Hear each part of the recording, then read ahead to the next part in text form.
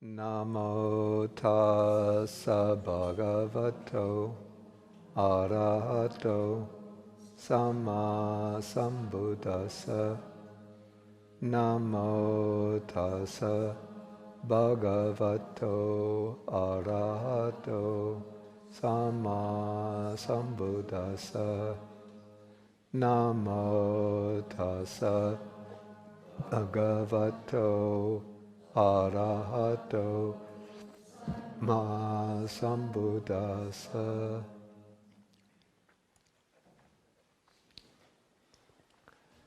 Okay, so since we only have 2 more classes and we've been moving more slowly than I expected, but I think this is good because I don't want to rush through the material. Because if the foundations are shaky, then one gets more and more confused by what comes later. So it's good to have dwelt a little more on the foundations to make sure that they are secure.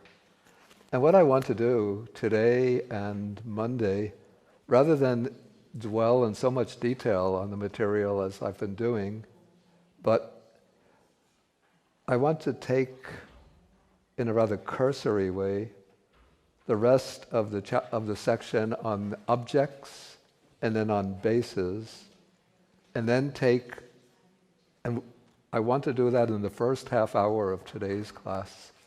And then the rest of this class deal with, call it the highlights or the main features of chapter 4. And then Monday, take the main features, sort of the backbone of the material of chapter 5. Okay, so now we've been in the chapter, the compendium of miscellaneous topics, and we are in the section on objects.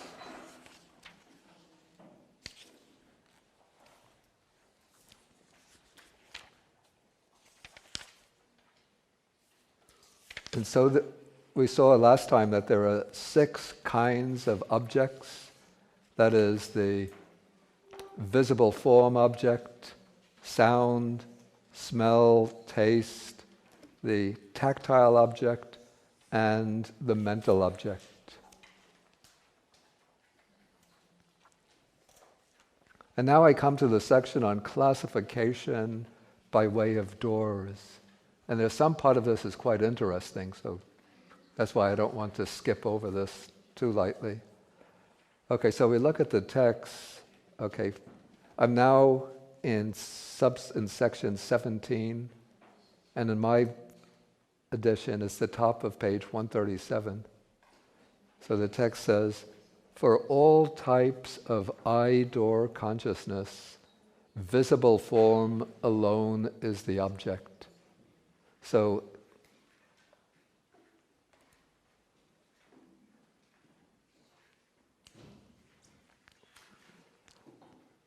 in the table on 155,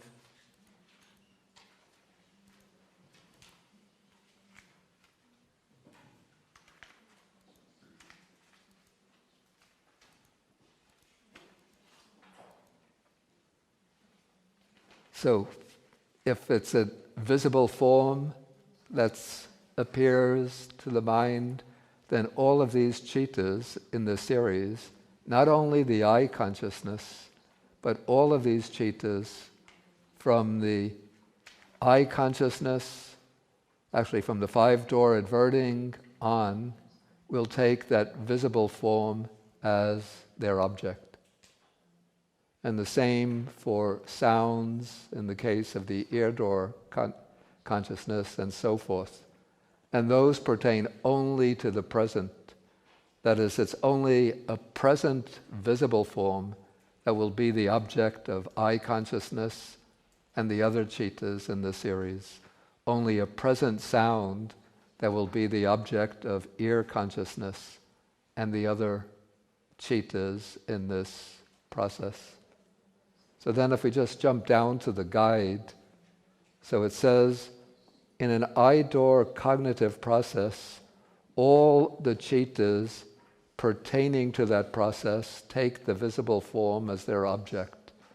The visible form is not the object only of eye consciousness, but the five-door adverting, the receiving, investigating, determining consciousness, the jhavanas, and the registration cittas all occur with the same visible form as their object.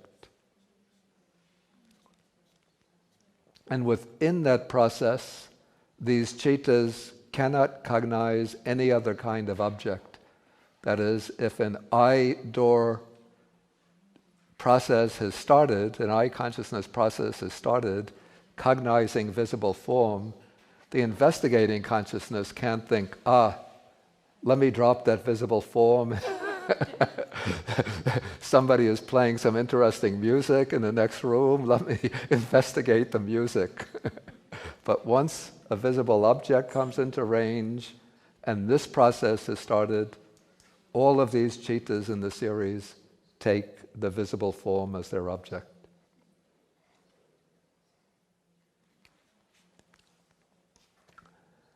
Okay, then coming up to the root text again.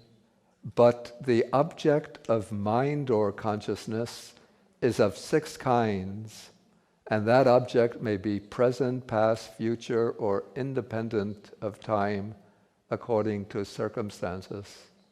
So the mind or consciousness or mind or process can take all 6 kinds of objects. For example, I gave an example on Wednesday. So looking at the green cup and then thinking this is green. So that's what thinks this is green is the mind or process, but it has the visible form as the object. And I also attempted my little experiment with singing the melody of Beethoven's Ninth.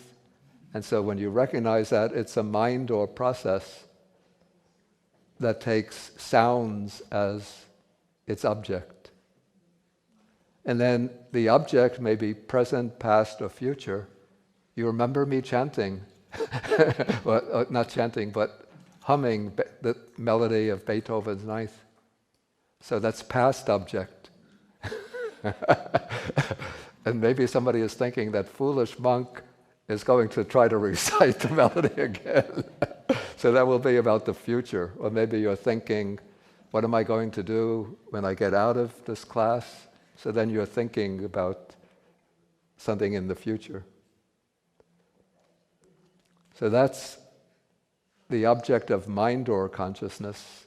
Can be of 6 kinds, any of the 6. If you think, what did I have for lunch today? And then you remember, we had what? Doesn't need much imagination here. Rice and tofu, but it was a nicely flavored tofu. And there was some, like an Indian bread. We call this pita bread, yeah, with, seemed like oregano spice on it. Okay, so I'm thinking of taste objects in the past. So that's mind consciousness. I'm not tasting it now. So really, the mind or consciousness can think of anything, even not only past, present, or future, but objects independent of time. So if we go down and look at the explanation, okay, the citta, this is the object of mind or consciousness. The cittas that arise in a mind or process can cognize any of the 5 physical sense objects, as well as all types of mental objects inaccessible to the cittas in a sense door process. Remember, let us say 5 plus 4 minus 6 is what? Okay, so this is purely mental operation. And let us say, we're thinking about the geography, the geographical layout of China, the shape of China. So these are mind or operations which are taking place independent of the sense doors, the physical sense doors. Okay, then mind or cittas can also cognize an object belonging to any of the three periods of time. We could think about the past, going back even to our childhood, infancy. Think about the future, even imagining what will happen 5 centuries from now. Scientists project what will happen in billions of years from now. And then also objects independent of time. And it's said that this last expression applies to Nibbana, because Nibbana is said to be akaliko. It's not past, not present, not future, but timeless. And then this might be a somewhat surprising. Concepts are said to be timeless. The explanation given, because of it, they are devoid of intrinsic nature. Basically, this means that a concept in itself doesn't have an arising persistence and passing away. I mean, we could debate this. Even my teacher, the German monk Nyanaponika, disagreed with the Abhidhamma on this. He said that how could concepts be timeless, since everything, our concepts change. But if you take something like the concept of grass, even though we have different words from the word for grass in Greece, ancient Greece, but the concept of grass would be pretty much the same in ancient Greece as it is now, I think. Maybe there are differences. I've heard like Eskimos have dozens of words for different kinds of snow. We have just one word. Anyway, let us not lose time on on timeless concepts. Otherwise, we'll say time-consuming concepts. Okay. And then now we come to the interesting section here. This is the case of the door-freed consciousness. That is, the door-freed consciousness, the kinds of cittas that occur outside an active cognitive process. And those are the cittas that perform the functions of rebirth, the bhavanga, life continuum, and death. So that object is sixfold, and according to the situation, that object has usually been apprehended in one of the 6 doors in the immediately preceding existence as either a present or past object or as a concept. And it is known as karma, or sign of karma, or sign of destiny. And to understand this rather opaque or obscure passage, we could turn to the explanatory guide. Okay, the door-freed consciousness.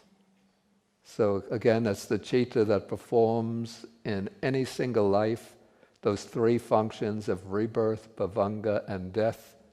And that citta can be of 19 types, as we already saw last time. Now the object of this citta can be of 6 kinds. It could be any of the 5 sense objects, either past or present, or it can be a purely mental object. And this is an important point. In all 3 of those functions, this citta retains the same object from the rebirth moment to the moment of death. That is, once the rebirth consciousness, when it arises, it has a particular object, and that object remains the same object for all the bhavanga moments throughout life. And then at the very final moment of existence, that death consciousness, which just signals the end of life, that has the same object.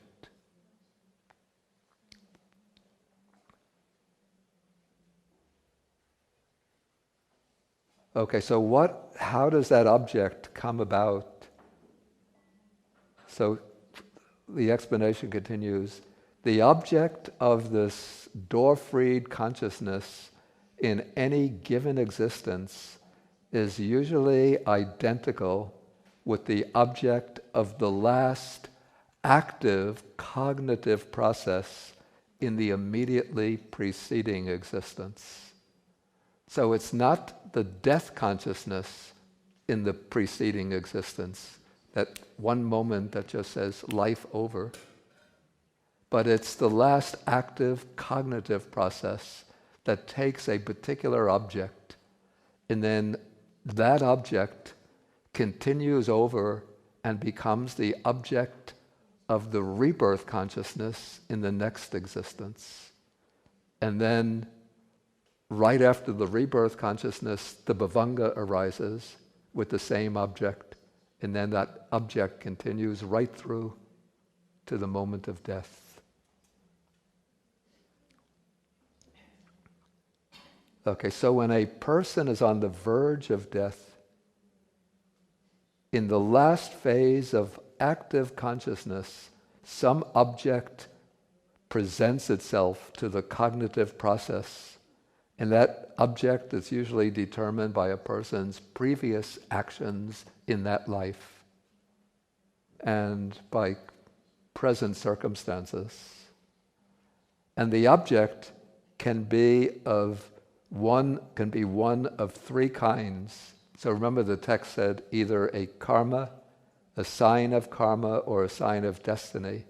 So if the object is a karma, then some deed, either a good deed or an evil deed, that we performed earlier during the same life will rise up to the consciousness, and the mind will take that deed as its object. So if a person, and generally, I mean, there are some exceptions, but the usual pattern is that it's a habitual action that we've performed. So suppose a person was, okay, for the bad case, a butcher whose job was working in a slaughterhouse, killing animals, or a hunter who enjoyed going hunting. And so this was like a strong, negative, morally significant deed that this person performed.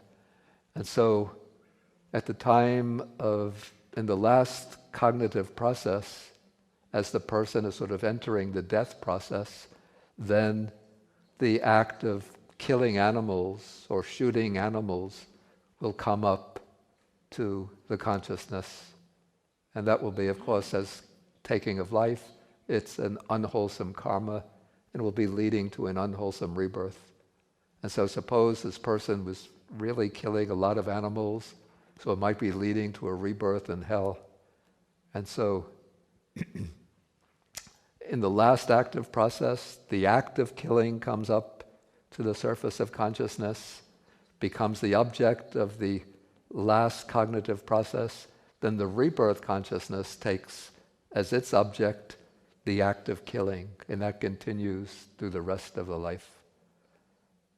Okay, if it's a person performing a good deed, let us say, not taking the spiritual or religious, but let's say a doctor who looks after patients with a lot of care and compassion, wanting even a doctor who volunteers his services to go to poor countries to help disadvantaged people, sometimes with surgery, providing medicines. Okay, so then in the death process, then that act of providing services, medical services to people might come up. So the karma is replicating itself in the death process.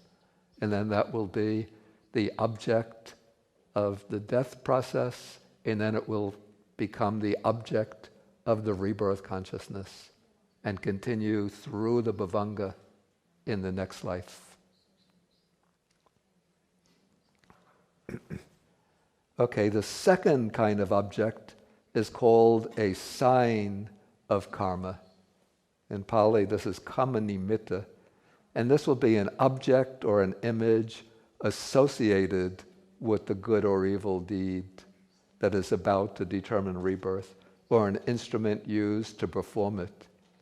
Okay, so taking the case of the bad rebirth first. So in this case, the butcher, he's not remembering the act of killing, but rather he's remembering, or there's coming to the consciousness, the groans of the slaughtered animals. Or, so that would be a sound object coming, a past sound object becoming the object of the rebirth linking consciousness. Or the butcher might see an image of an instrument used, the butcher knife, or a saw used for sawing up the body of the animal. And this way it's a visible object becomes the object of the death process and then of the rebirth consciousness. And in the case of a religiously devout person, so this person may see the image of a monk or a nun. I'm sorry, this was written in Sri Lanka in the late 1980s. Okay, a monk or a nun or a person who's devoted to practices to recollection of the Buddha might see a mental image of the Buddha, or they might see, say, the form of a Buddhist temple. So those will be some signs. Those will be some signs of karma that are coming up. Or if the person uses a mala, a rosary, they might see the rosary. So this is why, in Buddhist countries, it's common when a person is seriously ill and lying in the hospital, then his relatives, her relatives, they'll bring like an image of the Buddha, a Buddha statue or picture of the Buddha, and put it by the bedside. So the person, when they're lying there, they could just turn around and focus their mind on the Buddha image. Instead of the other patients will be sitting there watching the television, the soccer game, or what's the cricket game. But the religiously devout person will be focusing on the image of the Buddha. So that is the sign of karma, some object related to the action.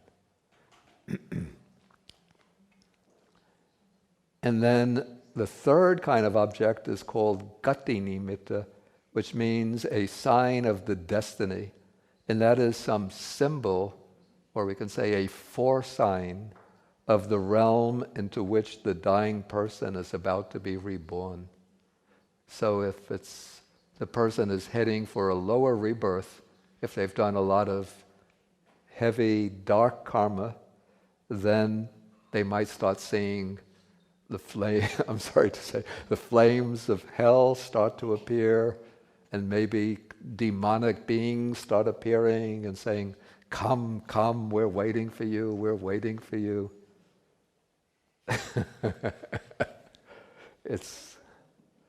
Everybody's enjoying themselves here, welcome, welcome.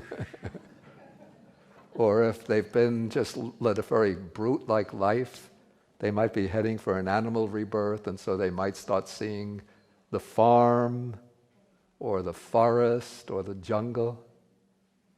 And then if they're heading for a heavenly rebirth, then they might see images of devas and celestial mansions and beautiful multicolored clouds, and get the fragrance of incense, like beautiful fragrances. And what's interesting, this is what I've actually heard about cases like this, that it isn't the case that these objects start to appear just only to the very last cognitive process. But as a person sort of goes even sometime earlier into the death process, approaching death, these objects start to appear. And if they have like suitable counseling and guidance from usually in Buddhist countries it's from a monastic person, then it can change the direction of the mind. So a person who's done maybe a certain amount of bad deeds might start to see signs of an unfortunate rebirth, and they might start getting afraid. But then maybe the relatives hear them groaning and yelling and getting frightened, so they'll call the monk from the temple. The monk will come and start saying, oh, think of the good deeds you've done. Think of the Buddha, think of the Dharma, think of the Sangha. And then they'll maybe give them a little discourse, or just reciting what's called parita. These are like the blessing suttas. And so then when the person hears this, what I've heard is that those dark images fall away, and then they start to see good images. So just, through suitable input, it's possible to change the direction of the rebirth.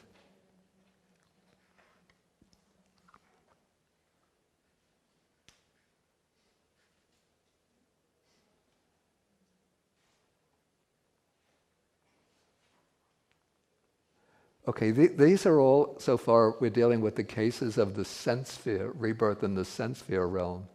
In the case of rebirth in the fine material realm, these are the realms corresponding to the jhanas. The object of the rebirth consciousness, well, first the object of the death consciousness. So suppose we have the meditator who's attained the jhanas and has preserved the jhanas up to the time of death. So when they're entering into the death process, then the mind will settle into a jhanic process. And then the object in the death process will be the object of the jhana. And then that will continue to be the object when that stream of consciousness takes rebirth into the fine material sphere. So it said the object of the three process-free chittas is a mental object in the mind or process of the preceding existence. It is a concept. I don't really like that word concept here, because it's really something usually perceived, like a mental visualized image, like a bright colored disk, not like an object that one thinks about. And it is considered a sign of karma. And so too in the case of rebirth into the first and third immaterial planes. Because the first immaterial plane is the sphere of infinite space, and that has the sort of mental notion of infinite space as its object. And the third plane has the notion of what's called nothingness or unobstructedness as its object. And then it's said that the second and fourth immaterial planes, those chittas take as their object,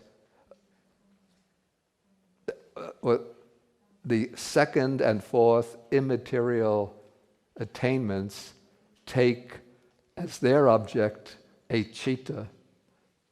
That gets a bit complicated. The second immaterial attainment takes the citta of the first immaterial attainment as its object. The fourth immaterial attainment takes the citta of the third immaterial attainment as its object. And so that is considered a sign of karma as well.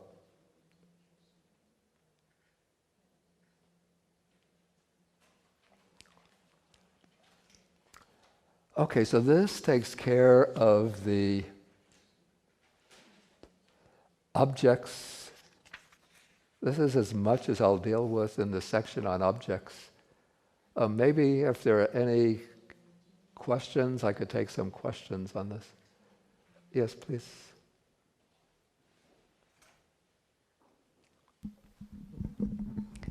Thank you, Venerable. I think I might be missing something here, because what I think I'm hearing you say is that this particular object is with us in the bhavanga during our life, Yeah. and in the rebirth and in the death moment. And so it appears to me that there's a certain stability in the object. But then when you're talking about bringing a Buddha to look at it, it sounds as though you're talking about the possibility of changing the object. Am I... Oh, bringing a Buddha to look?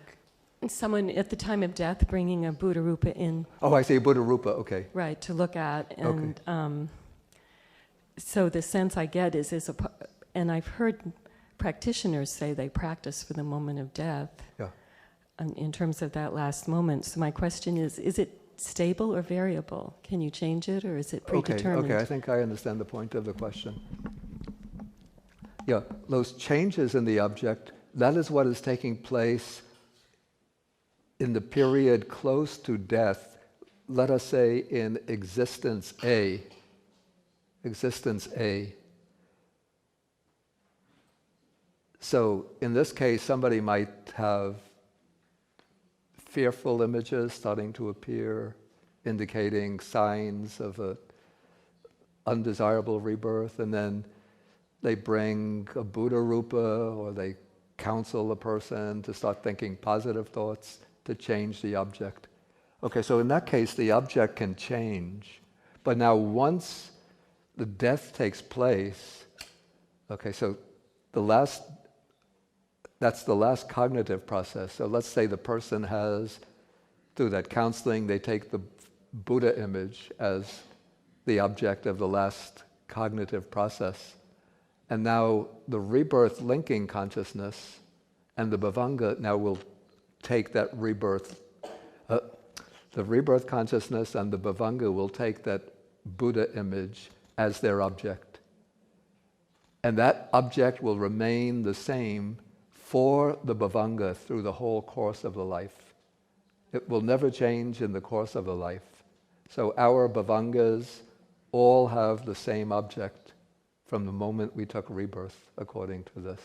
But it can change at the moment of death. Yeah, because that is not the bhavanga that's changing. That is the object of an active cognitive process. But you said that the bhavanga picks it up. Yeah, the bhavanga picks up. I'm sorry. The bhavanga in existence B, after A, picks up the object of the last active process at existence A, and that it becomes its object. Then once that becomes its object, that becomes the object for the bhavanga. It remains the same throughout the whole course of life.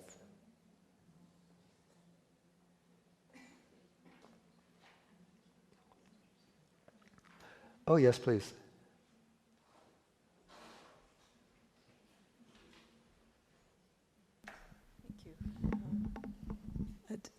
Thank you, Venerable. To follow up on that question, so if it's the object remains the same, then it's now passed from person A to person B. It's not really from person A to person B. It's from existence A to existence B within the same stream. Within the same stream. Yeah. So does that mean that that continues through existence C, D, E, F, and on? That there's a... No, I'm serious. That there continues a what? If this object continues throughout many existences... No, it won't continue through many existences. Oh. That will be the object... Okay, the object of the last active cognitive process in existence A... Yeah. then becomes the stable object of the rebirth bhavanga in existence B. Mm-hmm. Okay, but now when existence B is coming to an end, there will be active cognitive processes which take new object, a different object. Okay. And then that will become the object of the rebirth linking bhavanga for existence C. Okay. Okay. Thank you.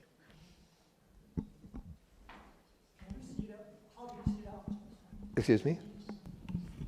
How do we see that object? No, we no don't. way. It's, Not through even in meditation. I think maybe, perhaps the Buddha could see the Abhidhamma of other beings. I don't know. But, just probably even with very deep meditation, it's still not possible to recover that object. Yeah. Can I ask, does that Bhavanga object somehow influence the next life other than just the realm of rebirth? So for instance, if the person has a Bhavanga object of, say, the Buddha, Yeah. then does that somehow have a very wholesome effect for the whole life? That whenever their assume default so. I would mode assume is so. being mindful of the Buddha? I would assume so.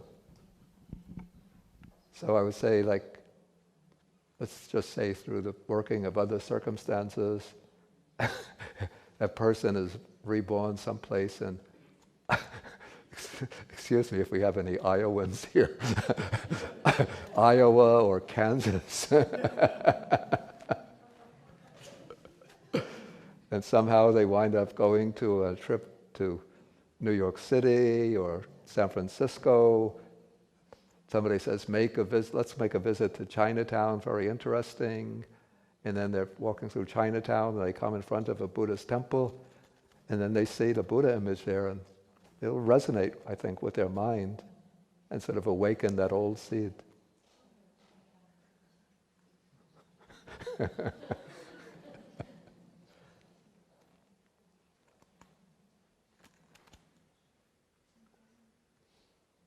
Anybody from Iowa?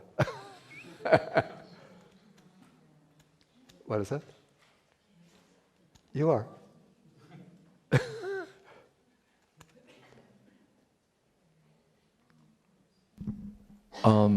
Venerable Bhikkhu Bodhi, I guess from a practical perspective, is that what cultivation is about in some ways, to kind of actively plant wholesome objects? Oh, definitely. Yeah, I mean, certainly one of the purposes of cultivation or practice is to develop wholesome, habitual patterns, mental patterns, because those are mental patterns in this life. Our habitual patterns in this life are going to have a very, very strongly determining influence on what happens in the active cognitive processes as we're approaching death. And so we want to have strong, wholesome, what we call beautiful states of consciousness, so that when we come into death, then those states of consciousness will be reactivated and determine the rebirth. I mean, there are always the possibilities of sort of last-minute changes of heart which can bring about a good rebirth. But it's wise not to depend on that happening.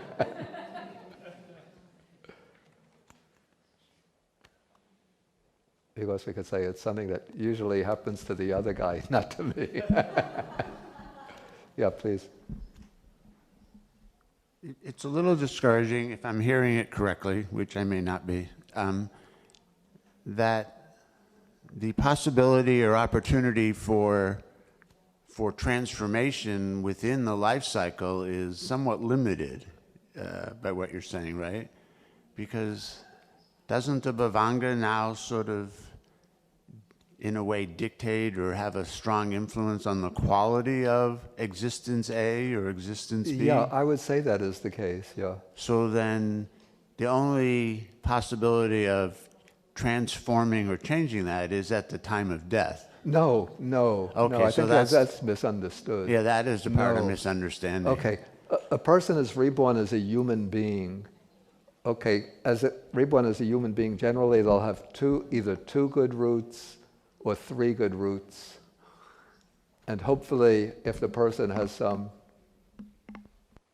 capacity for wisdom, it will mean, and especially if they get interested in Buddha Dharma and start to study Buddha Dharma, usually it will, and have some understanding of Buddha Dharma, it'll pretty much imply that they have three good roots, that they have non-greed, non-hatred, and likely non-delusion, or the seed of wisdom.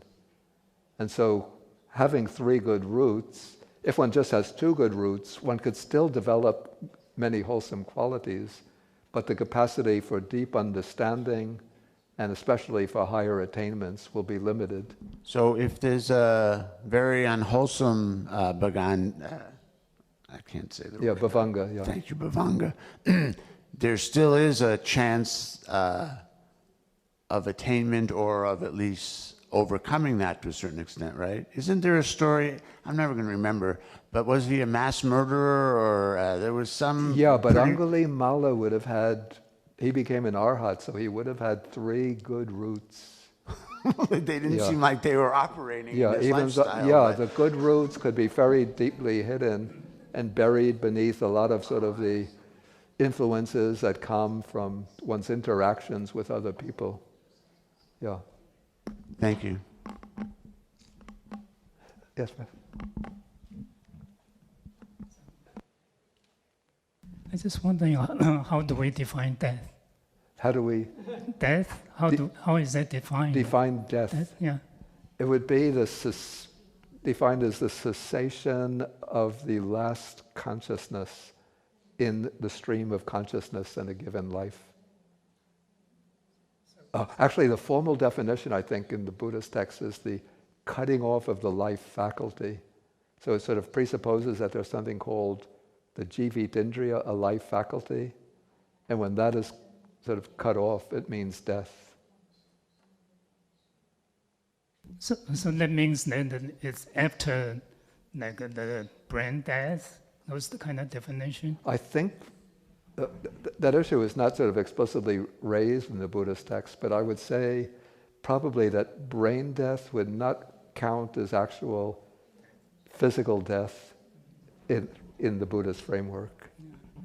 Because what would happen in brain death, this is my own interpretation, is that the bhavanga will still continue to flow, though it's no longer supported by, the cognitive processes, I would say, depend on the brain functioning. So there won't be any more active cognitive processes. But as long as the physical organism is intact, the heart is beating, the flow of the bhavanga will be continuing. The reason why I asked that question is that, as you probably know, that in Pure Land practice, we keep reciting Buddha's name 8 hours after the person is dead. I see. Because we believe that the person, the consciousness is still there. Okay, now I understand the point of this. What I would say is that the person has actually died, they're physically dead, even the heart has stopped beating, but the consciousness does not completely depart from the area around the scene of death. So the consciousness is there somewhat as almost like a witness. And I've seen this in accounts of people who have memories of their previous life and their previous death. And these are accounts of, not of people who are advanced meditators, but they just spontaneously get these memories. And they remember being in the dying body, then they remember that their mind and sort of a subtle body detaches from the physical body, and they see maybe the doctor come, take the pulse, and then tell the relatives, shake his head, and say something to the relatives. Then they see the relatives start bursting out in tears. And sometimes they are trying to make contact and saying, I'm still here, I'm still here. And in one account I read, the relatives just paid no attention at all, but there was a dog, the pet dog in the room was looking up at the ceiling and barking.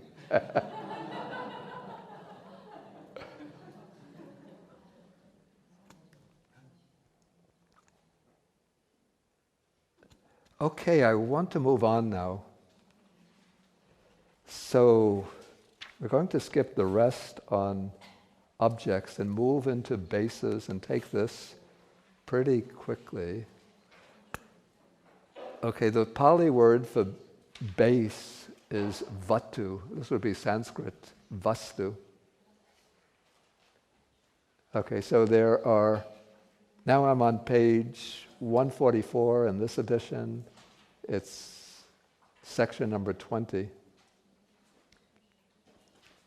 So in the summary of bases, there are 6 bases, namely the eye, actually we would say the eye base, ear base, nose base, tongue base, body base, and heart base. Then all of these are found in the sense world. This is the kama loka, the sense sphere. In the fine material sphere, or fine material world, only 3 bases are not found. The nose, the tongue, and the body sensitivity is not found. So in those realms, the eye and the ear bases are found. And the heart base is found. And then in the formless realm, or the immaterial world, no base exists. Because all of the bases are physical. Okay, now we can look at the explanatory guide. Okay, in the planes of existence where materiality is found, the chittas and chaitasikas arise in dependence on a condition called a base, vatu. A base is a physical support for the occurrence of the chittas. And now here's an important distinction. Okay, the first 5 bases coincide, they're identical with the first 5 doors. Or let us say they refer to the same, the first 5 bases refer to the same thing as the first 5 doors. And that is the sensitive matter in the 5 sense organs. But a base is not the same as a door, because a base plays a different role in relation to consciousness.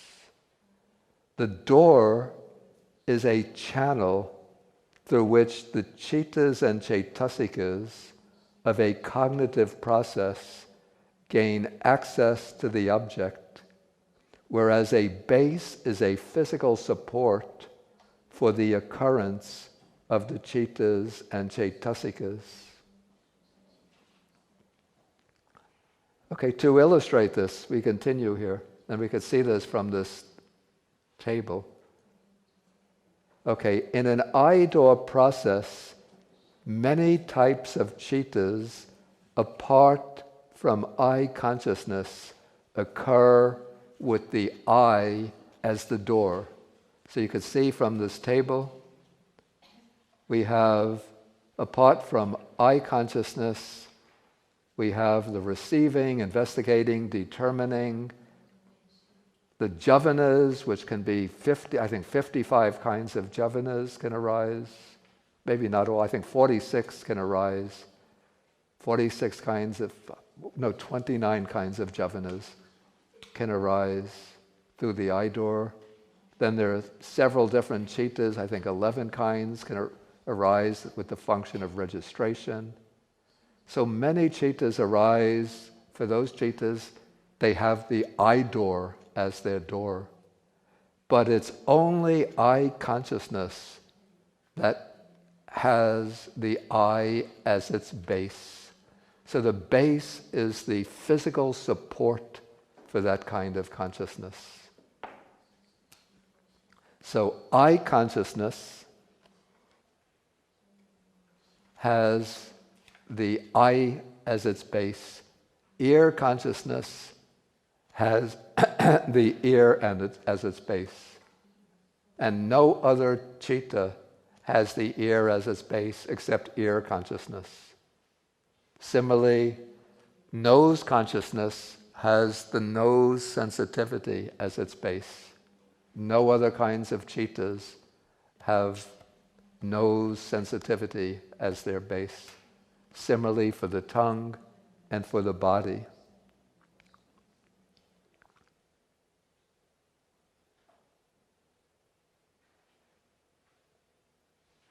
Okay, then the sixth base is what is called the heart base. Okay, according to the Pali commentaries, this heart serves as the base or physical support for all cittas other than the two sets of fivefold sense consciousness. So, in this process, all, except for the eye consciousness, all of the other cittas have the heart base as their base.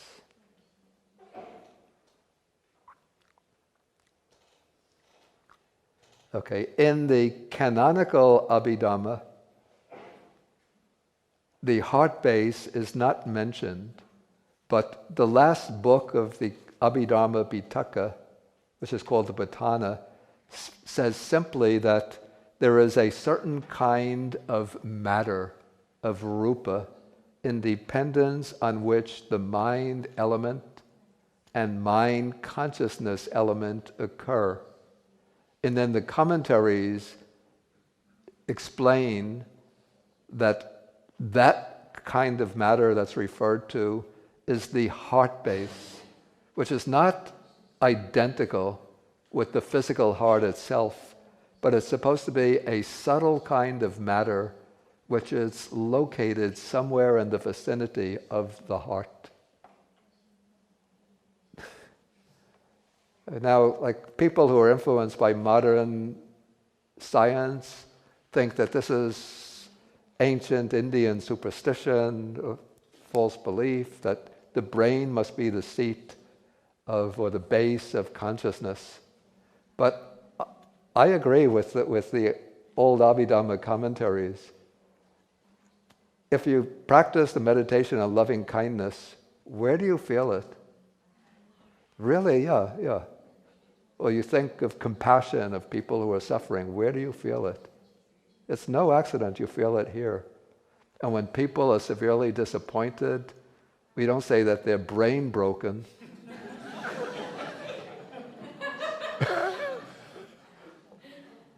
I'm heartbroken. And when something really delightful happens, one says, my heart flipped. You don't say my brain flipped.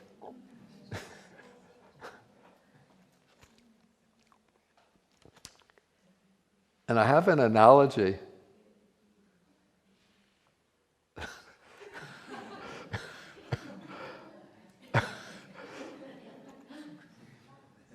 Sometimes Facebook is a little, more than a little annoying.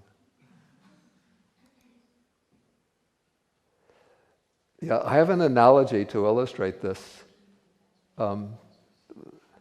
Maybe it's better if the computer would not plug into the outlet. No, just for the analogy. Okay, we have the computer say it's operating on battery power. Okay, what performs all of the operations? If I type something, if I do a Google search and so on, it's the CPU, the central processing unit. But does the power of the computer come from the central processing unit? Where does the power come from? The battery. And if the computer is not plugged in, if I disable, maybe it's a little risky with risking electrical shock. If I disable the central processing unit, does the power of the computer go off? The power is still on. But if it's not plugged in and I take out the battery, what happens? Computer stops, right? So we could say that the central processing unit is like the brain. So the brain does all of the work of cognition, the active cognition, but the brain, where does it get sort of the electric power of consciousness? Comes up from the heart base. That's just my analogy. If you are going to Stanford University or Berkeley or any other university and taking neuroscience, or training to become a brain surgeon, whatever, don't tell you. Don't use that analogy with your professor and say it came from the authority from a very learned Buddhist monk. Okay.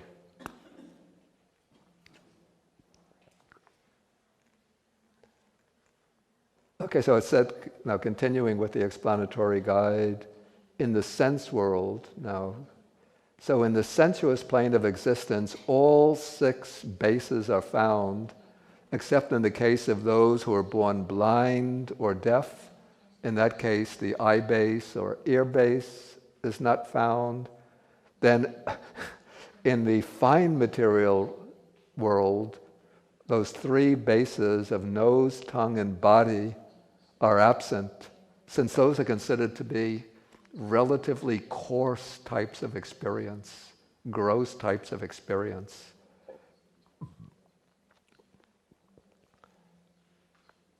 And so in those planes, the eye base, ear base are found, and the heart base is found to support the other types of consciousness for those beings. And then the commentators say that the beings in the fine material realm possess the physical forms of nose, tongue, and the body, but those organs lack sensitivity, because if they didn't have nose or tongue or physical body and just eyes and ears, it would look rather strange.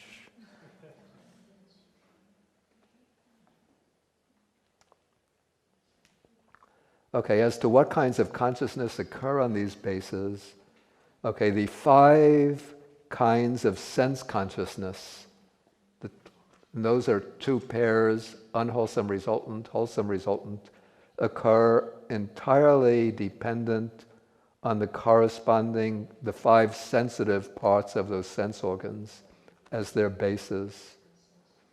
But the mind element, which is the 5-door adverting, and the 2 kinds of receiving consciousness, occur in dependence on the heart, and all the other types of consciousness, which is called mind consciousness element, all those occur in dependence on the heart.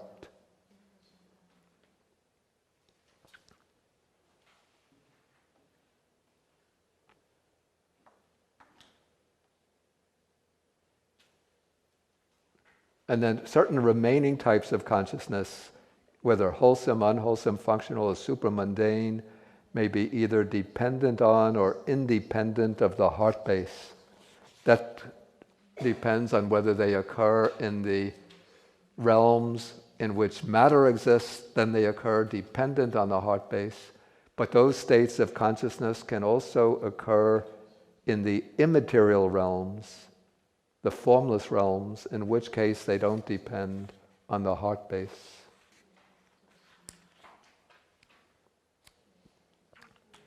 Okay, so that, again, I'm not going to go into more detail here, because I want to pass on to the other section on cognitive processes. If there's any just quick questions that I could take quickly, please ask. Otherwise, we move on. Okay, so now we can move into chapter 4. This is called the Compendium of the Cognitive Process.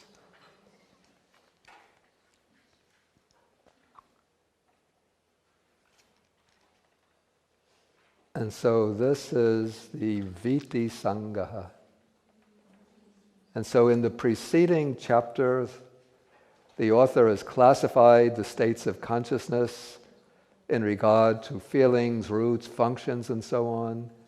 Now in this chapter, he'll deal with the dynamics of consciousness as it occurs in the process of life, and then in the next chapter, which I'll take in a rather hasty way on Monday, the way consciousness occurs in the course of rebirth, bhavanga, and death.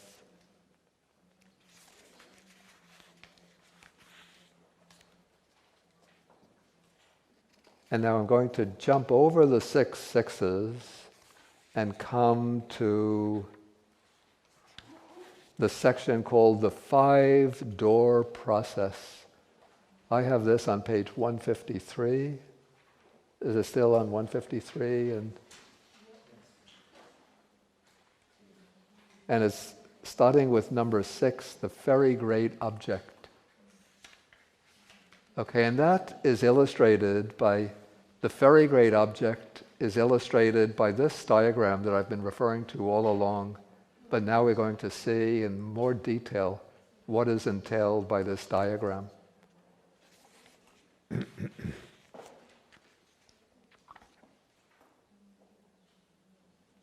I think we have to give some explanations first before we'll be able to understand the text. Okay, it's said, well, as we know, that the citta, or state of consciousness, occurs extremely quickly, that any citta has a lifespan of something like 1/1000th of a second, something like that. But the citta itself has 3 stages. It goes through 3 stages. These are called arising, presence, and then breakup or dissolution. And so you can see in this diagram, for each of these numbers represents a citta, and under each number there are 3 stars. The 3 stars represent the 3 phases of each citta: arising, presence, where it's just present for a super split billionth of a second, and then dissolution. And so within that mind moment called the khanna, the citta khanna, within that mind moment, the citta arises, functions, and then dissolves, and then disappears, followed by the next citta. And in this way, the cittas just flow on, one after another, after another.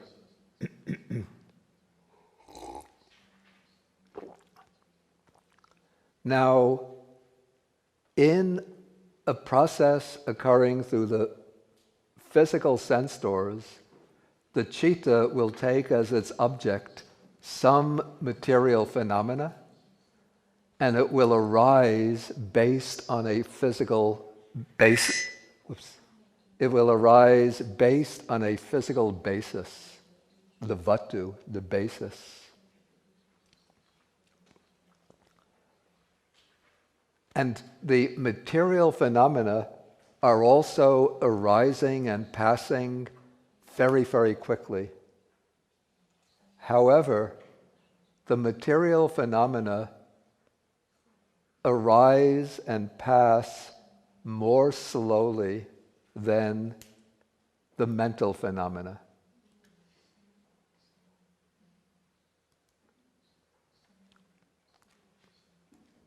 And so it's said that in the time that it takes for one material dharma to arise and perish, 17 cittas arise and perish.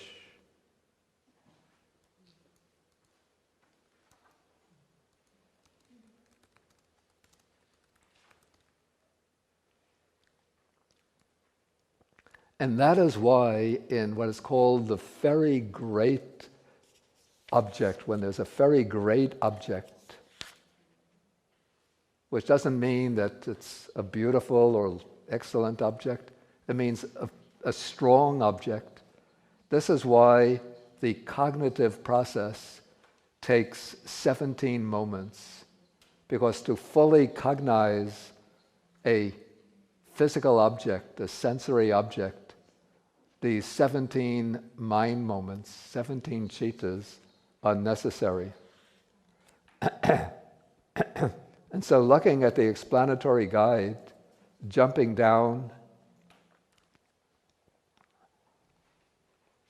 on the paragraph that begins, material phenomena as well pass through the same three stages of arising, presence, and dissolution, but for them the time required for these three stages to elapse is equal to the time it takes for 17 citas to arise and perish.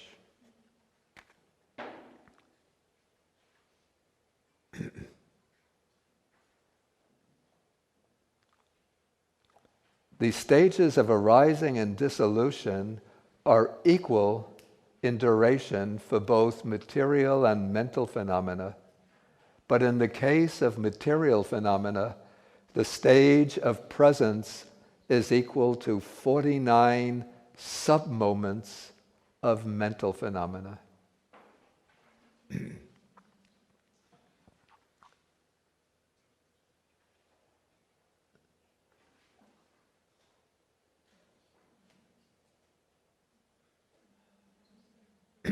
Okay, now a sense object, it said, at the moment of its arising, is still weak.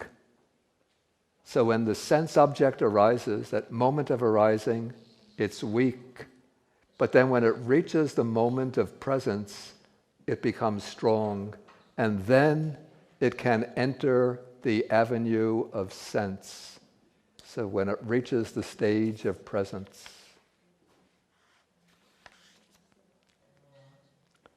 Okay, so now when no active cognitive process is taking place, then the bhavanga is flowing on as a series of citas, all with the same object, that unknown object of the bhavanga.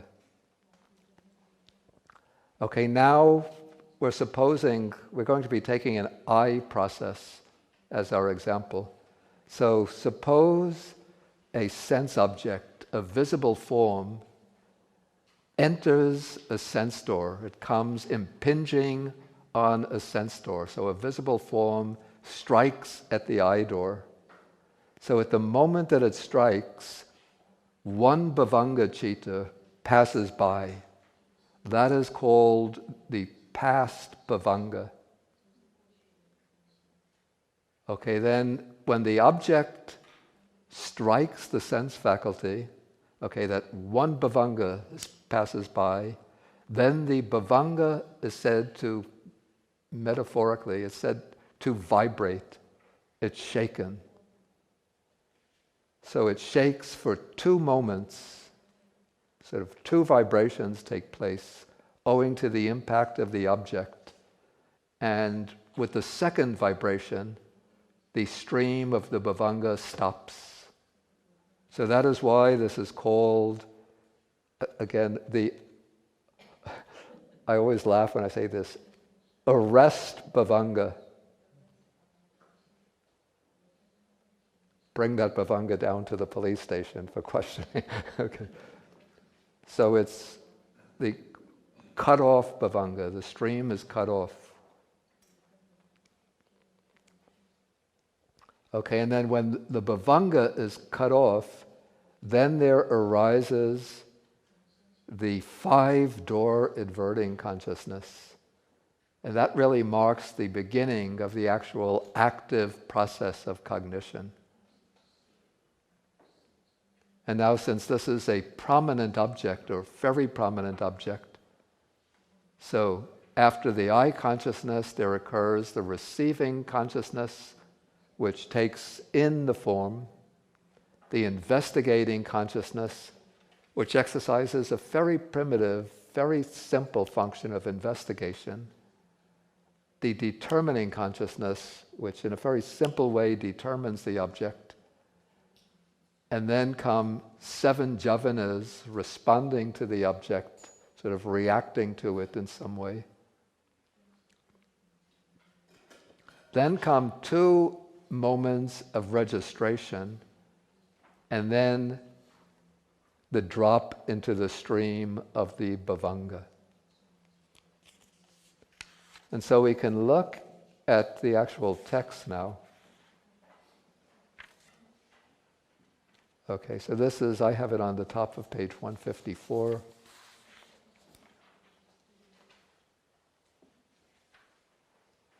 Okay, so it explains 1 mind moment consists of the 3 sub-moments arising, presence, and dissolution. The duration of material phenomena consists of 17 such mind moments. Okay, these 5 sense objects enter the avenue of the 5 sense doors at the stage of presence when 1 or several mind moments have passed. Therefore, if a visible form is object, having passes 1 mind moment, and then it enters the avenue of the I, then the life continuum vibrates for 2 mind moments, and it's arrested, it stops. Okay, then the 5-door adverting consciousness arises and ceases, adverting to that same visible form as object. Immediately after, there arise and cease the I consciousness seeing the form, the receiving consciousness receiving it, the investigating consciousness investigates it, the determining consciousness determines it. Following this, any of the 29 sense sphere jhavanas that has gained the right conditions runs its course, usually for 7 mind moments. Then after the jhavanas, the 2 registration resultants occur, and then comes the drop back into the bhavanga. Okay, so in this case, this is called the cognitive process when the object is very great or very prominent.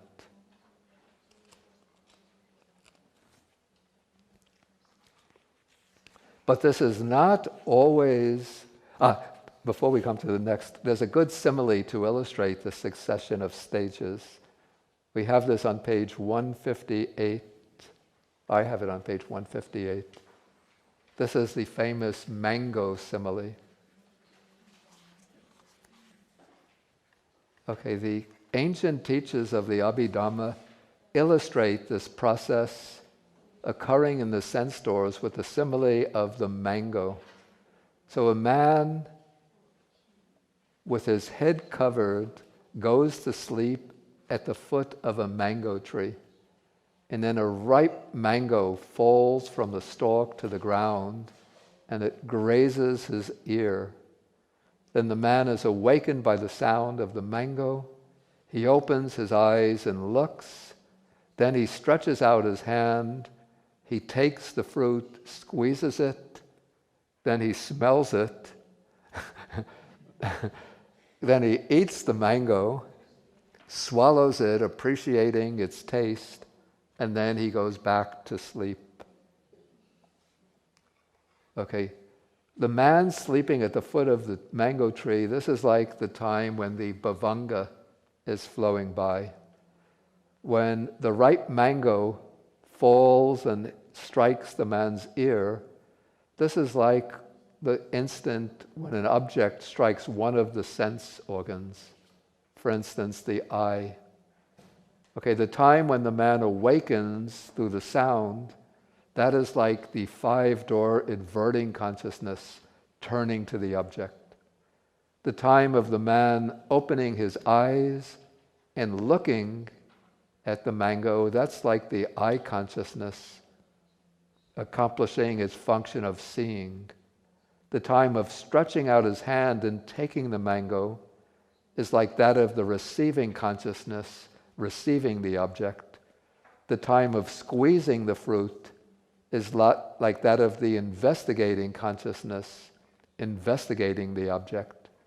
The time of smelling the mango is like the determining consciousness, determining the object.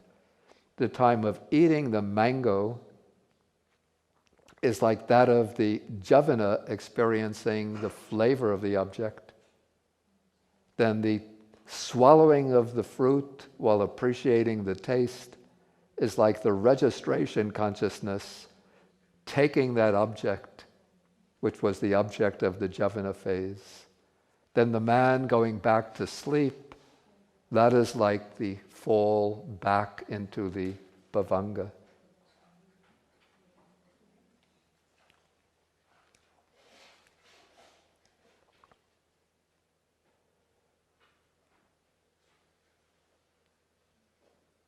Okay, so this is the cognitive process in the case with the very great or very prominent object. But it's not always the case that the object is so prominent. And so we come to a case, this is taken in number 7, section 7, called the great object or prominent object. Not very prominent, but prominent. And this is what happens, the kind of process that takes place when, say, the visible form strikes on the sense faculty, not after just one moment of bhavanga passes by, but after 2 or 3 moments of bhavanga pass by.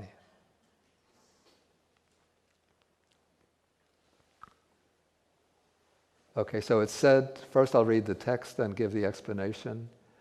Okay, the object is called great when it enters the avenue of sense after having passed a few moments, and the commentaries say after 2 or 3 moments. So this is the material form. Remember, it lasts some 49 moments. And so after 2 or 3 moments go by, then it enters the avenue of sense. And so because it enters late, it's relatively late, it's unable to survive until the registration chittas arise. In that case, at the end of the javanas comes the fall into the life continuum. And there's no arising of the registration consciousness. Okay, so the explanation says, in this kind of cognitive process, after the object has arisen, 2 or 3 past bhavangas go by before the impact of the object causes the bhavanga to vibrate. Now, since the object, that's the material object, and the sense door, or sense base, can only endure for 17 mind moments, the process doesn't leave room for the registration chittas to arise.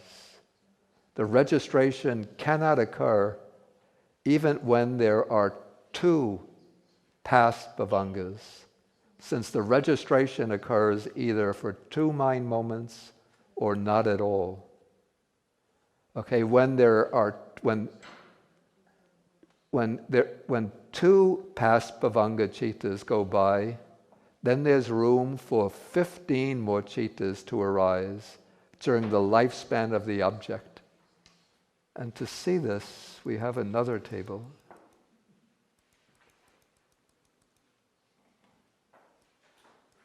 Okay, this is the case with the great object. Is it visible in the back? Or should I increase? Let's see if we could bring it up to 150.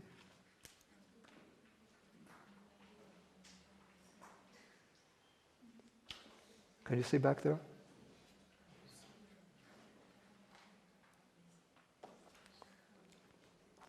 Okay, so here's the bhavanga going by, the normal flow of the bhavanga.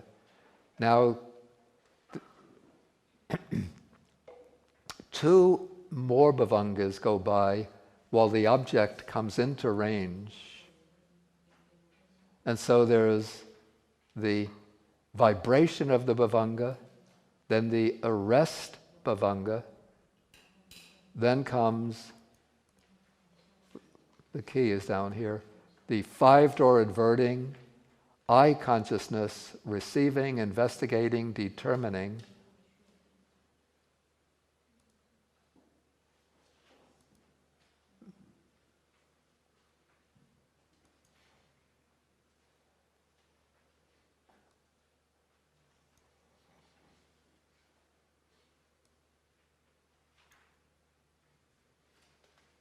Okay, determining, then 7 jhavanas go by, 1, 2, 3, 4, 5, 6, 7. And then there's no room, you see, for 2 registration chittas to occur. There's only one more blank space left here. And so, for that reason, this process comes to an end at the end of the jhavana, and then there's the bhavanga arises again. In this case, the third case, 3 bhavangas flow by before the object starts operating on the sense process. So then there's the vibration occurs, the arrest bhavanga occurs, then 5-door adverting, I consciousness, receiving, investigating, determining.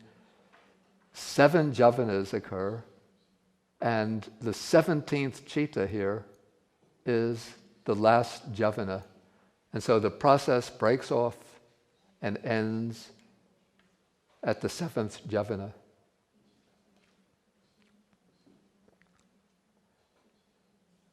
So in that case, that's when the object is called the great object. Okay, then we have a number of variants for the next group, which is called the slight object. In the case, okay, so with the great object, the cognitive process ends at the jhavana phase without any occurrence of registration. Okay, in the case when there's a slight object coming into range, so the cognitive process will be activated, but so many bhavangas have flowed by when the object comes into range that there's not even room for jhavanas to arise. In this case, it said, I'll read from the text, the object is called slight when it enters the avenue of sense after having passed a few moments and is unable to survive till the arising of the jhavanas. So this is what happens when 1, 2, 3, 4 past bhavangas flow by up to 1, 2, 3, 4, 5, 6, 7, 8, 9. 9 bhavangas pass by. In that case, the process goes up to the determining stage. Or actually, it goes up to the determining stage. And there's no scope for the jhavanas to arise. So this would be really extremely subliminal type of a process. You know, maybe I remember, I don't know if they do this anymore, but years ago, I used to hear about how companies selling, for example, soft goods, like the Coca-Cola company, in the movie theaters, would put into the movie, they would pay the movie company to put into the movie a couple of frames saying, drink Coca-Cola, and maybe that frame would have a picture of like a happy, smiling couple with bottles of Coke in their hand, and then underneath the big words, Coca-Cola, drink Coke, things go better with Coke. And then you're sitting watching the movie, and the police are running after the bad guys. And then suddenly you think, wow, I'm thirsty for a Coke.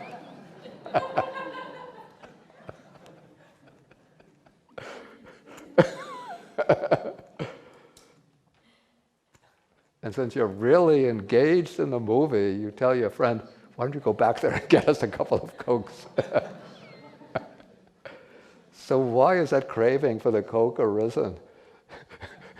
Okay, probably this would be, it could be a slight object where there's been maybe a determinate, maybe not even that, maybe it's one of these jhavana processes has gone by very, very quickly without going beyond that.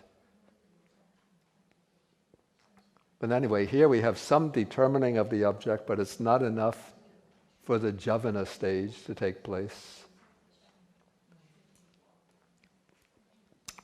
And then in the last case, in these cases, or actually this is a group of cases, this is where so many moments of bhavanga the object has come into range in the physical object in such an advanced stage of its development that many moments of bhavanga have flowed by before it starts to cause vibration.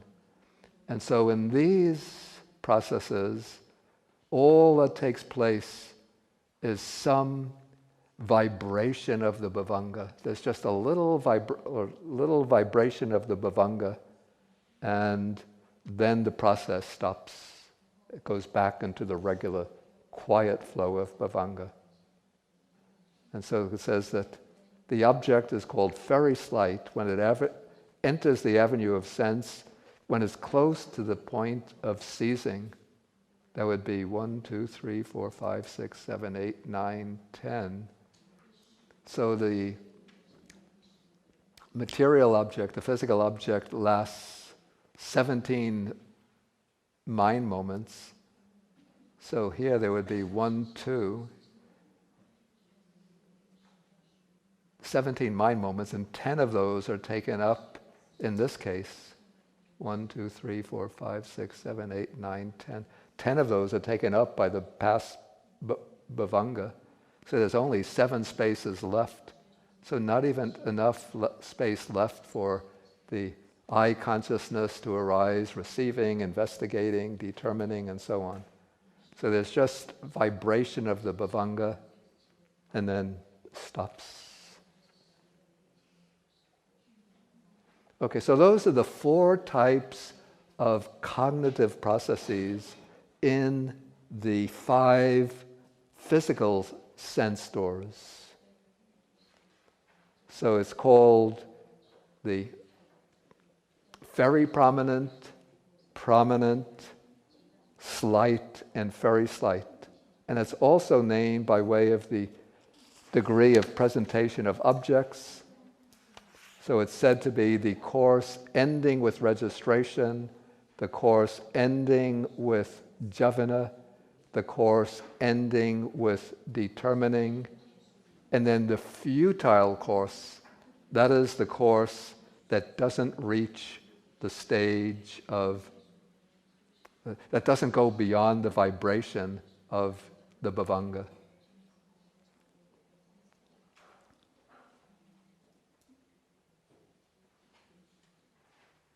Okay, so this is the process in the physical sense doors.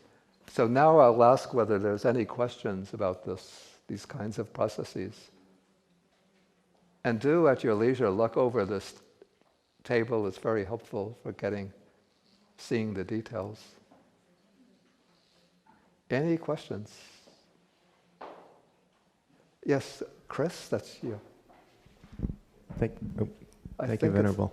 Is it on? Yeah, okay. It's on. I was just wondering, in daily application of this, is it useful? I mean, can you have an experience of very slight object where you're just seeing the vibration of the Vibhanga? I think not.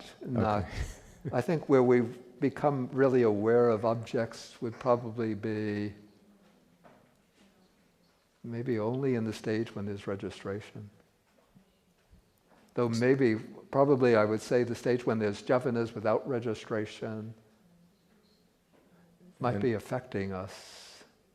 Maybe if one is extremely mindful, one could pick up those processes.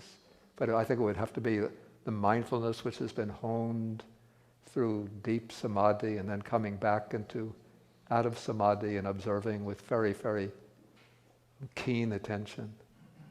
So at that level of processing, it could be said that you're in a very deep meditative state? I'm not quite... What I said is that probably to catch even the jhavana, the process that ends with jhavana without registration, one would have to be extremely attentive, and maybe it would take a mind that's sort of been trained to cultivate strong mindfulness through samadhi, and then coming out from samadhi and observing the way the mind is functioning. But in, say, our ordinary day-to-day interactions with the world, I don't think we could catch the stage ending in jhavana without registration. That would be true of just the one where it's just the vibration? Oh yeah, that I don't think we could catch it all. Yeah. All right, thank you.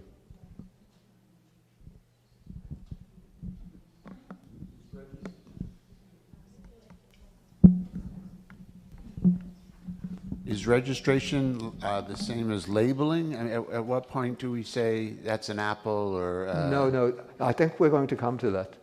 Yeah. Labeling and designation occurs actually in the mind door process. That's what I was thinking, as part of perception. Yeah, we're going to... Now I'm coming to the mind door process. Quick question. So, could you explain what's the function of jhavana? I'm so confused. Yeah. I have to admit, in the sense door process, the function of jhavana is somewhat obscure to me as well. We say that the jhavana is what, in a sense, processes the object, and it involves some kind of response to the object. What I find a bit puzzling is that normally we consciously respond to an object after we've identified it and designated it. And response and designation occurs in the mind door. So what is jhavana actually doing in a pure sense door process? It's somewhat unclear to me. And it's also unclear to me how karma, it said that it's in the jhavana process that karma is created. But if there's just a sense door process, not going on to the mind door, where one is aware of what is taking place and then forms a deliberate intention, how could one be creating karma in that stage? It's something of a perplexing to me. It's just that I explain what the texts say. Those are certain questions that one should investigate. Okay, we'll take one last question, then I want to get into the mind door process. Thank you, Venerable. My question is, when we do something by instinct, or even animals, when they do things by instinct, we don't actually think too much about it. Like when we touch something hot, and then we just, retract our hand. Does that go through the same process like jhavana and things like that? It would probably certainly go through that process. So we're committing a karmic action by doing that? Yeah, I have to say this is a little bit problematic to me because in my understanding, karma means that one intentionally does something, one intentionally performs an action that has some kind of moral significance. some kind of ethical significance. And if one is touching a hot object and pulls the hand away, I think certainly I would say that there's a full cognitive process taking place, and yet I don't see how one could be creating karma in that. But also I would say that if I just go through the act of seeing a cup, here too, it's nothing instinctive. I just see the cup and I say, that's a cup. All of this is occurring through cognitive processes with jhavana stages, but I don't see how I'm creating any karma by just thinking this is a cup until I think, I like this cup, nobody's watching. I love the color, I want the cup. Then I've committed the karma of stealing.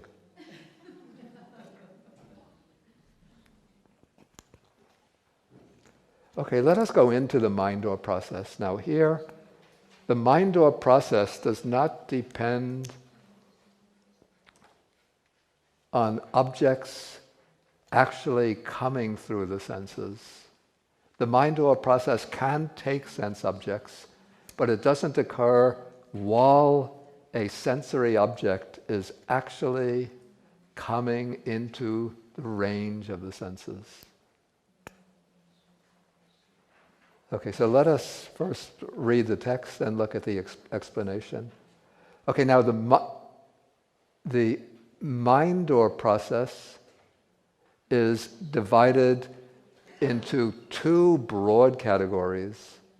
One is called the limited jhavana process, and this refers to a mind-door process that occurs with a sense sphere object as its object. And it's contrasted with the mind-door process that occurs when the mind goes into a deep meditative state, that is, into the stages of meditative absorption or deep samadhi, either the samadhi of the jhanas or the supramundane samadhi of the paths and the fruits.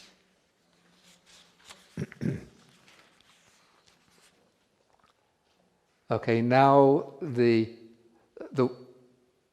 jhavana process that occurs, or the cognitive process that occurs with regard to sense sphere objects is called the limited jhavana process. And so that is what is being described here first. And then this is distinguished, the limited jhavana process is again distinguished into two types.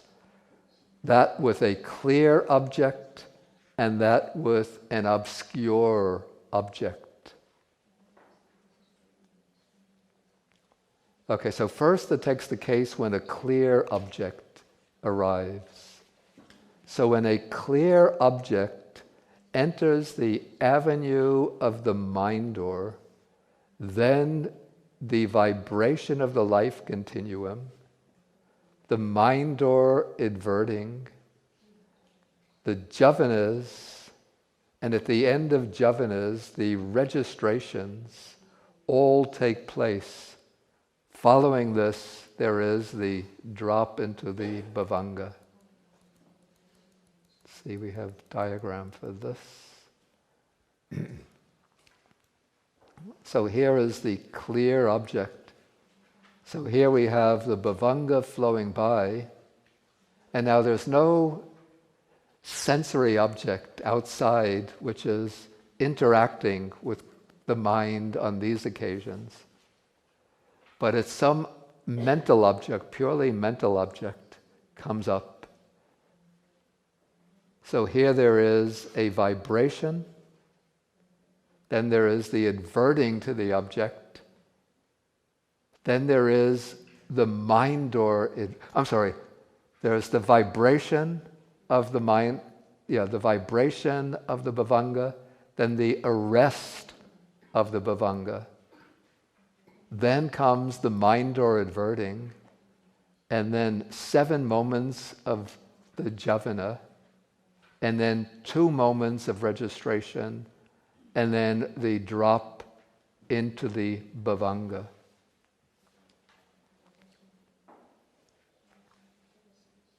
In the case of the obscure object, because the object that appears at the mind door is not as clear as the other object in the former case. So in this case, there's the vibration and arrest, mind door adverting, then 7 javanas, and then without registration, there's the drop into the bhavanga.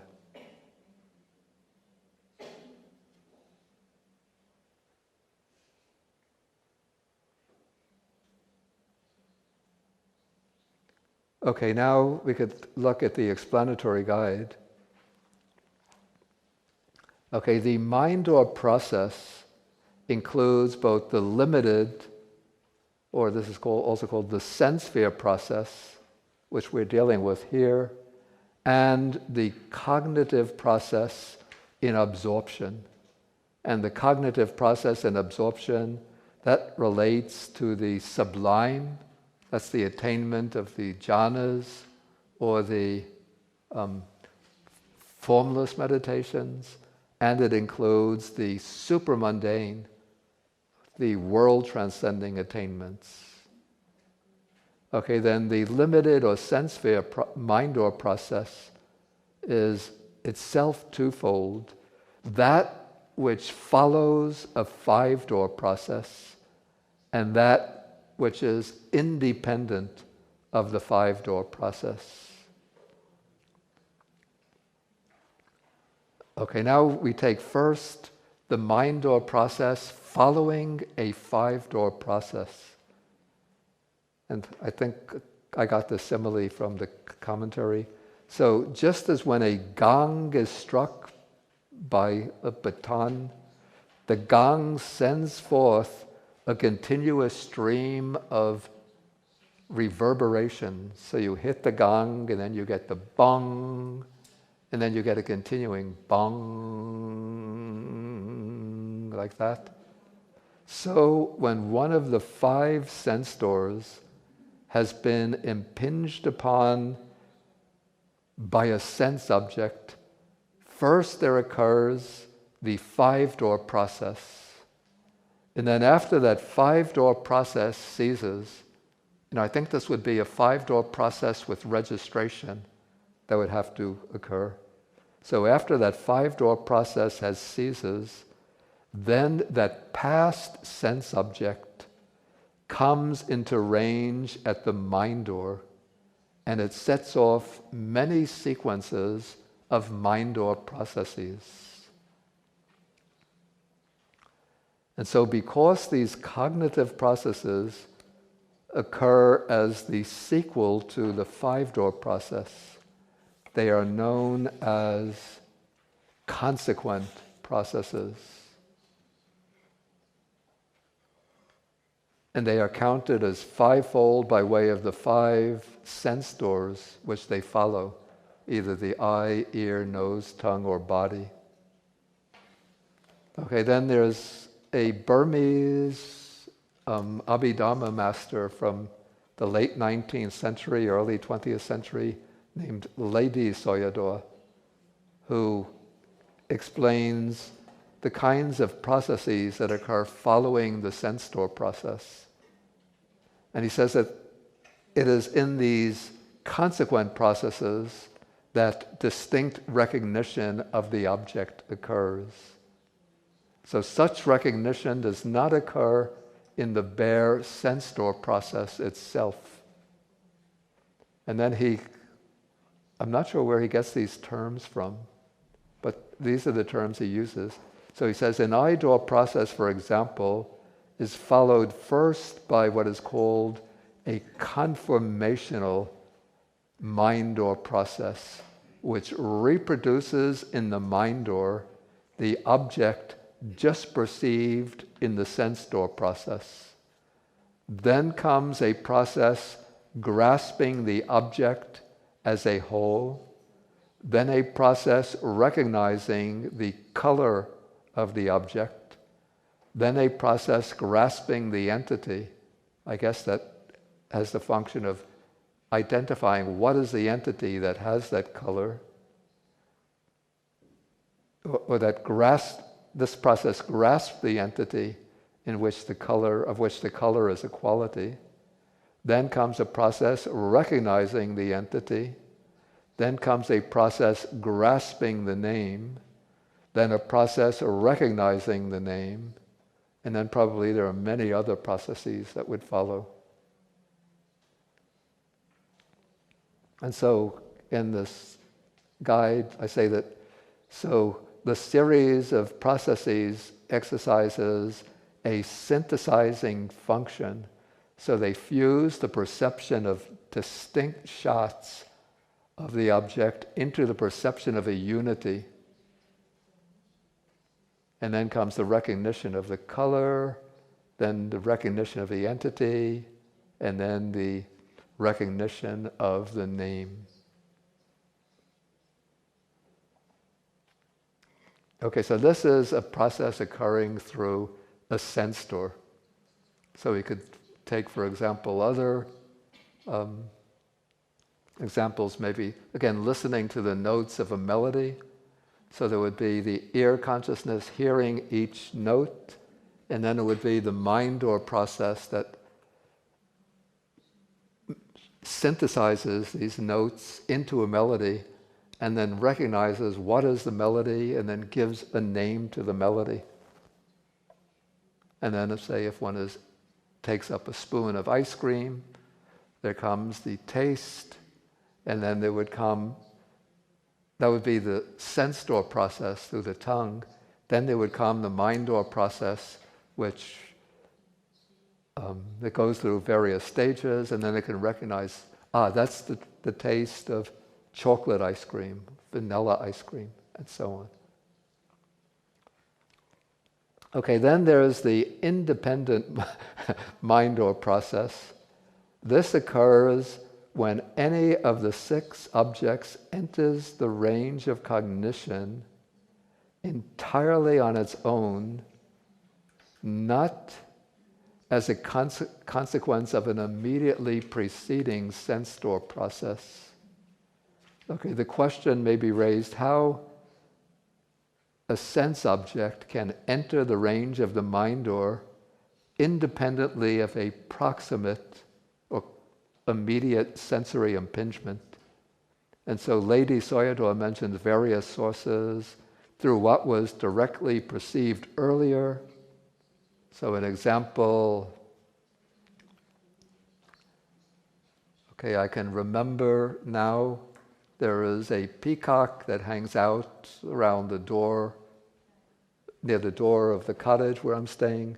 So I can bring to mind the colors of that peacock. So I'm not looking at the peacock now, but I could bring it to mind. So I take that color as the object of a mind process.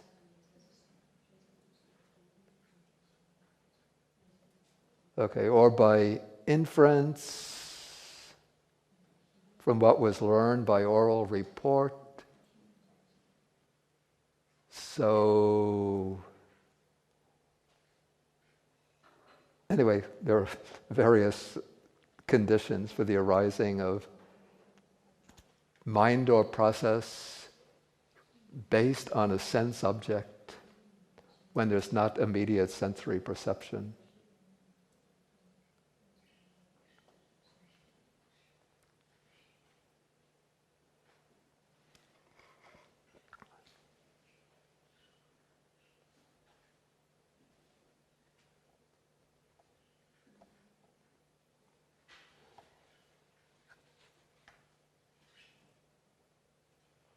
Okay, but I could also think of mind or processes which occur completely independent of any sense object.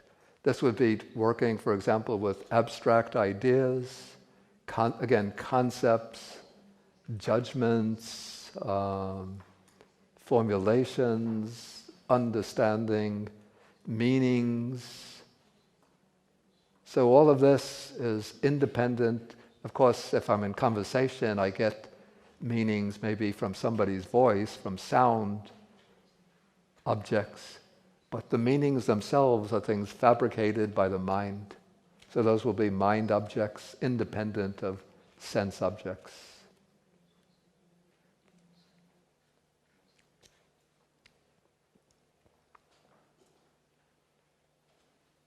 Okay, in the case of an obscure object, okay, the two moments of registration do not occur.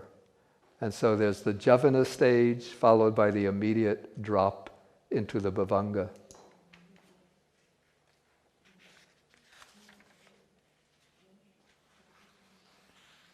Okay, so this is the limited jhavana process. That's the jhavana process in the mind door that occurs with regard to sense sphere objects. Now the mind door process that occurs with the attainment of absorption is somewhat different. So let's read the text and then we can take the explanations. Here I'm on page 167, section 14. So in the occurrence of jhavanas and absorption, there is no distinction between clear and obscure objects, because if your object is not clear, you're not going to attain absorption. So to attain a jhana or to attain the path and fruit, the object has to be very clear. And also there's no arising of registration consciousness in this process. Though there is a reviewing process by which one reviews the attainment. Okay, so in the case of absorption, in the process of absorption, okay, first, any one of the 8 sense sphere jhavanas accompanied by knowledge arises and ceases 4 times or 3 times. The 8 sense sphere jhavanas accompanied by knowledge would be the 4 wholesome chittas, the 4 wholesome sense sphere chittas accompanied by knowledge, and the 4, for the arahat, the 4 functional chittas accompanied by knowledge. Because to attain the jhanas, the chittas have to be accompanied by knowledge. If it's chittas without knowledge, they won't lead up to the jhanas. Okay, so these 4 chittas,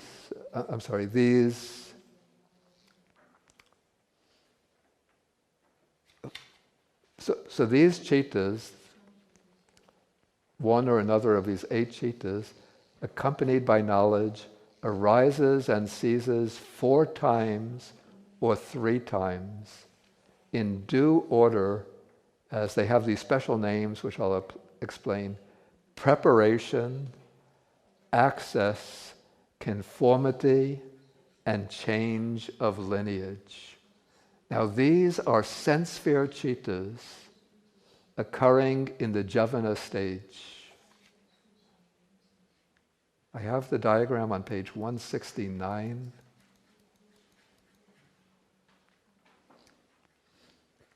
This is the initial attainment of jhana. So we have the bhavanga goes by, vibration or rest, mind door adverting. So those are just the necessary parts of the process. Then comes preparation, access, conformity, change of lineage, and then, in this case, 1 jhana chitta, then the bhavanga. Okay, let us go back to reading. So we have preparation, access, conformity, and change of lineage.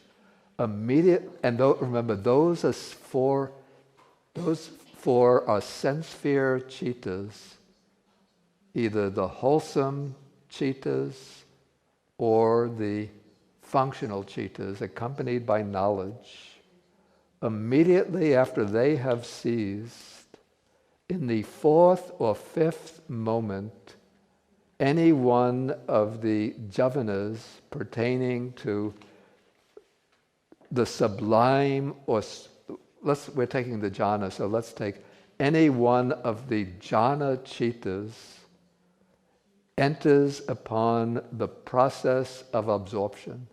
So let's say the meditator is attaining the first jhana for the first time. So one jhana citta of the first jhana occurs, just that one mind moment. Then comes the bhavanga.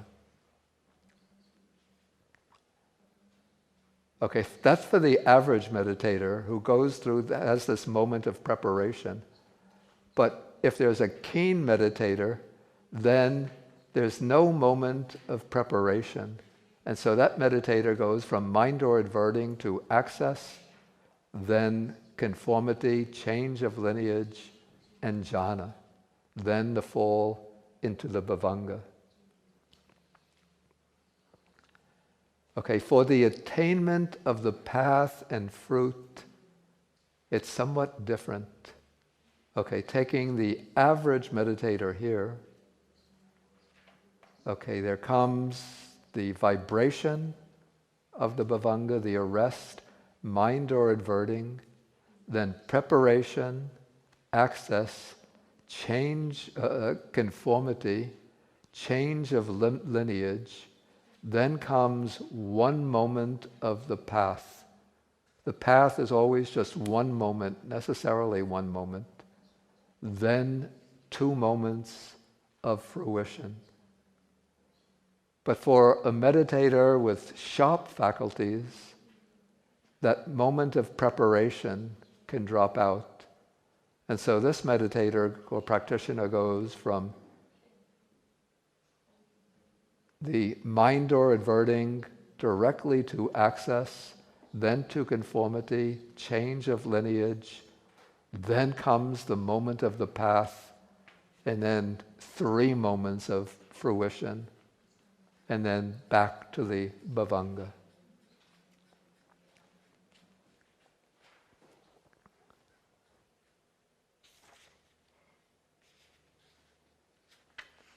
Maybe it's 5:30, and so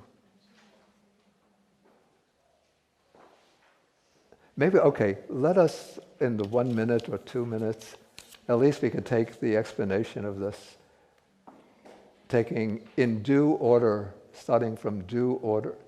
I have on page 168, there's in bold, in due order is preparation. So in an individual with average faculties to attain the jhanas, the paths, and the fruits. Okay, so the preliminary jhavanas occur 4 times, each one with a different function.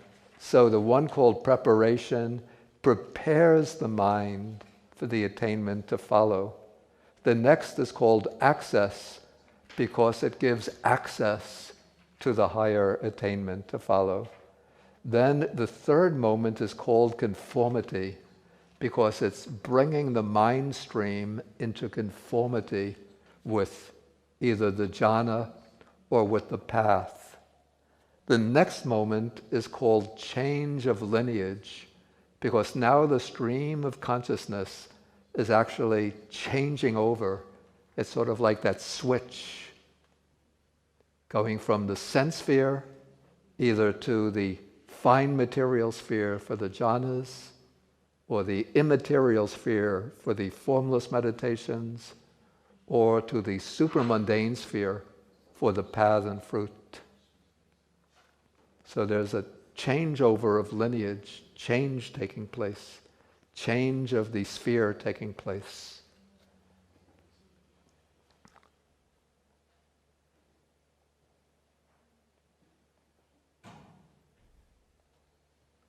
Okay, and then immediately after they cease, immediately after the change of lineage citta, as the 4th jhavana for one with keen faculties, So with Javana we have 1, 2, 3, 4 here. And here we have again 1, 2, 3, 4 for one with keen faculties, or as the fifth Javana for one with average faculties, there arises the first Javana citta at the level of absorption. This citta may be one of the 5 fine material sphere cittas, either wholesome or functional. Or it may be one of the 4 immaterial sphere cittas, either wholesome or functional. That depends on the attainment. If one attains the jhanas, it'll be one of the 5 fine material sphere cittas. If one is an ordinary person, it'll be wholesome. For the arhat, it'll be functional. If one is attaining one of the 4 formless attainments, it'll be one of the 4 immaterial sphere cittas, wholesome for an ordinary person, functional for an arhat. If one is making that breakthrough to the supermundane, it'll be one of the 4 paths or fruits. And this is an extremely important point, that in all of the other cognitive processes, all of the jhavanas occur at the same plane, the same sphere. But in the jhavana process of absorption, within the jhavana process, a change of plane takes place. It starts off in the sense sphere plane with these 4 preliminary cittas, but then when the attainment takes place, there's that switch over either to the fine material plane, immaterial plane, or the supramundane sphere.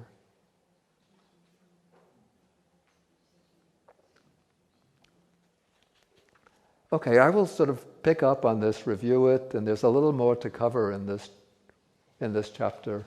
So we'll take that on Monday. And then on Monday, then we'll come into the chapter on resultant consciousness. So then we'll get, even though we don't cover all details, but we'll get at least a sort of comprehensive overview of the whole process of cognition. Okay, so that should do it for today. And if you have questions about this, because I didn't really finish this, what I wanted to cover, so you could write them down and then bring them up on Monday when I ask for questions.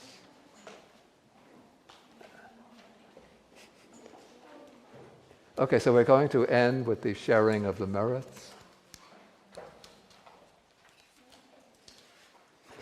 Okay.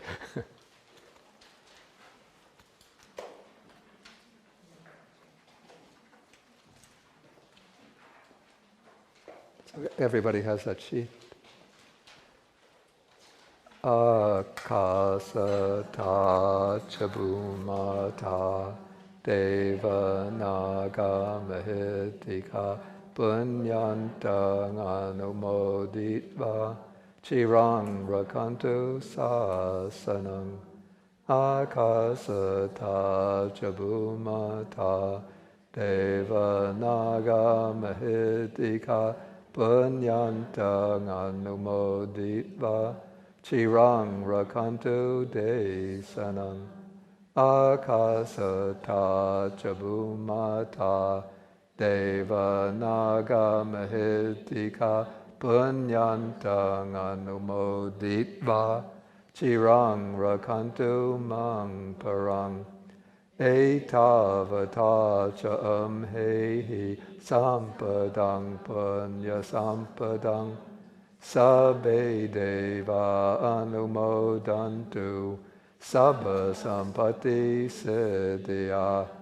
Etavata cha amhehi sampadang punya sampadang sabbe bhuta anumodantu sabba sampati siddhya.